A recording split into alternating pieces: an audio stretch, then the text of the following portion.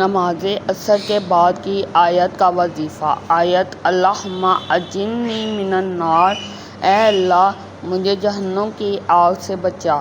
فضیلت: حدیث کی روشنی میں حضرت انس رضی اللہ عنہ سے روایت ہے کہ رسول اللہ صلی اللہ علیہ وسلم نے فرمایا، جو شخص مغرب سے پہلے 7 بار یہ دعا پڑھتا ہے، اللہم اجرنی من النار، تو جہنم مجھ سے کہتی ہے، اے اللہ اسے آگ سے بچا لے۔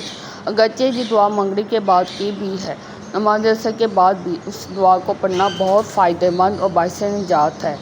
نماز عصر کے بعد یا وضو حالت میں بیٹھے دل میں مکمل توجہ اور یقین کے ساتھ یہ آیت 7 مرتبہ پڑھیں۔ اللہم اجرنی من النار۔ آخر میں درود شریف 3 مرتبہ پڑھیں۔ اللہ تعالیٰ سے اپنے گناہوں کی معافی اور دنیا اور آخرت کی بھلائی کی دعا کریں۔ فوائد: جہنم سے نجات، دل کو سکون، دعاؤں کی قبولیت، گناہوں کی بخشش، رزق میں وسعت اور برکت۔